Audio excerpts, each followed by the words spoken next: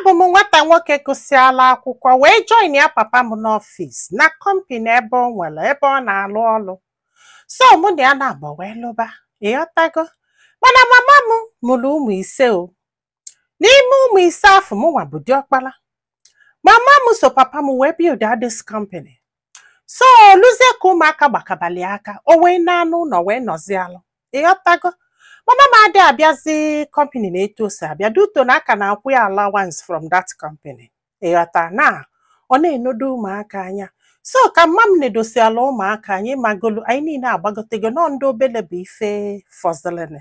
Mama m still nọlụ n'ụlọ na-alụ ọlụ. N'onwe this particular lady ya na nwa ya na-abịa n'ọfịs ha. And na papia na-enye fa special treatment. Na ya mara na onwe ife jikọ ya na papia na ya mara.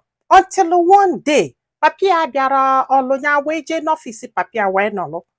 So the woman wee kpọ na phone. Wee si ya workaholic. Kedu ife ị nọ n'ọfịs eme? Biko gị bịa ka anyị nwee good time. Oge ọbụla ị na-alụso ọlụ, na emiss gokwenu go so much. Ịghọtago, and na nwa gị na-emiss kwu gị. Nya akụja. Nya wee si ya kedu onye na-ekwunu. Ozugbo ọ nụrụ onu ọkọtọ call, ịghọtago na. Mana amagolo onye na-ekwunu. Maka na o dela afọ ya na ihe a. So ọkwana ya. Nya wee pụọ wee jụba ndị mmadụ. Ịmagolo. Ya duzi curious about it.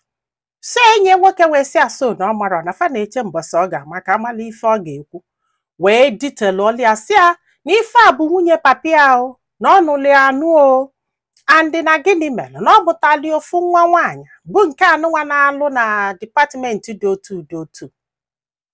Ọ sị m nne na this lady ya na-agwa anyị maka ya na ya atọka anya bụzalụ 4 years ka ji wee tụ ya. Ife gbasasị anya arụ na ya mara ife a ga-eme. Ịmago na nwoke ka ya bụ ya wee gba nkịtị. Papia wee chighete o.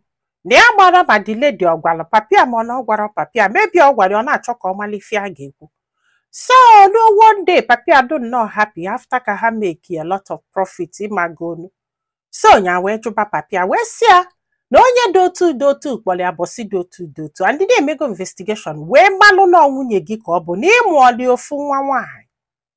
Ọ sị m nne na mamia ataka afụfụ n'isi papia. Ọ sị m nne na mgbe ụfọdụ ya nọla ana ya na-ekpe ekpele ka anụta nwaanyị adọka mamia maka na mamia na-agba ka mba arụ. Na mgbe ọbụla papia beela akwa mami ebulie n'isi nyali ya n'akpa. Na ọ ga-ejegide ife dunia ntele papia adọ happy. Thinking na ọsọsọ ya nwa bụ nwunye. Maka na papia na-provide very well o. Na arụ nwa papia etu. Na mamia marala ụlọ abalị. Na mamia na-etriti papia ka a ga-asị na baby like obele nwa. Ọ sị m ike gwia. Ka jụọlụ papia dana na yọbịa biko. Sekpula na ayụ ya si nwa m biko na ọ makwa na mami afụlị ya n'anya na ọ ga-emekwe mami ya ọbara mgbali elu ya biko nye ebupụte na ya gbaghali ya biko yọbịa nye emekwane ka mami ya malụ. N'eziokwu na ya kwesịrị ịghọta mana onye gwa ya na papia nwere ike inwe famili ọzọ outside. Ọ sị bụ na ọ bụrụkwa nke na-enyi nwaanyị na ọnụlị anụ o.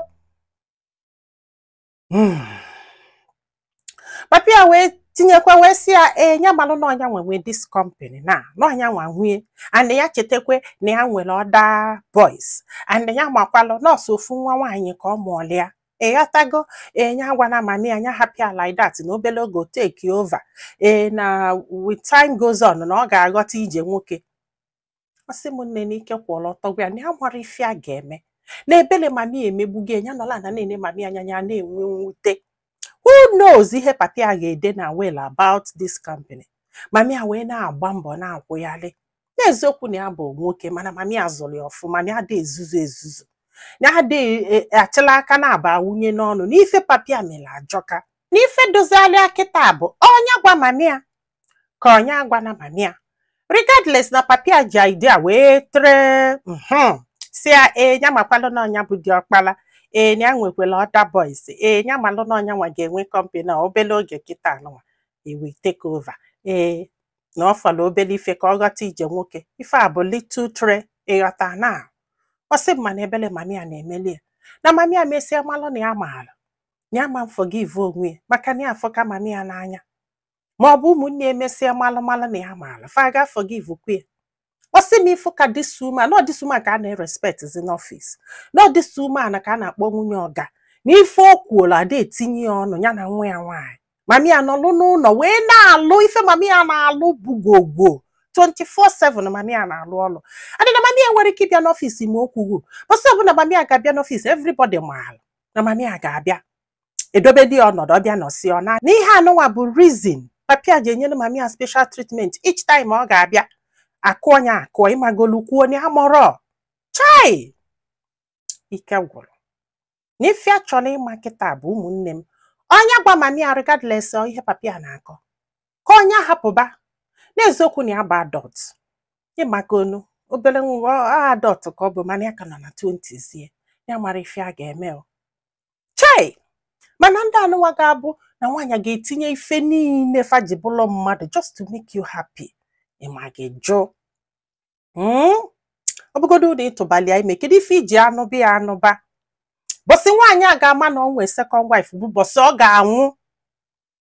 Ka nwaanyị a ga-ama na onwe second wife. Bọsị afọ this lady na mami abịazịa yikwe white na ọlụ ofu ebe keki siche na nwunye ga-anwụ ga na-efeel. Ọ ife a ka one woman di eji wee nwụọ achọ ka enyi ya dị ojekọta ụlọ melichechete nnọọ ụlọ etu welie kọchisie dị anya na abọ sị na ya chọrọ ka ọ fụ ụzọ na mmụọ. Yes, maka ụdị omume a ya chọọ ka okpu isi na mmụọ. Ọ bụgodo na ị ga-eme be a man. Do it like a man instead of hiding it. Be that man that you claim to be. Ọ bụrụ ịbụlụ nwoke na-amịghalị. No nwaanyị dobebe, mee nwaanyị dobebe. This guy si m n'ife na-atụ ụjọ bụ na ya maalụ nke who knows ma nwere ebe ọzọ nwa. N'ife a na-ekwukwe bụ ka agwa mami a ka o bido kịta azọba okie mmadụ na ọ bụrụ sọsị akwụ ka o bido kịta prepare ba mind ya. Abụrụ m ife m ga-agwa this guy honestly. Abụrụ m ife nga maka na mami a afụ ka papi ya n'anya. Ụdị ihe a nwere ike igbu this woman. Osi m ifu nka mami a na-agha papi ya ekpele kwa ụtụtụ na mami a prayer warrior nkọ na-ekpele papi ya ekpele. Nya itinye isi ịda kwa ụtụtụ mami a na-ekpe ekpele efifie mami a na-ekpe ekpele ụlọ ụka ọ na-abụ ya nje ebe ọ na-akọva dị ebe ọ na-ekpele dị ekpele ọ na-egbogo na-egbede. Na-achọ ka ọ dagbu ili moto na ọ na-eje money mass na ndị otu ebe ọ na-azọ dị ekpele ikwugheli ọnụ ọsị gị na-ekpeli edobelu dị etu ọdụ. Ike gwụrụ. Amara m ife m ga-ekwa dị m confused honestly. Daalụ ka ọ dị n'ụbọchị ọzọ.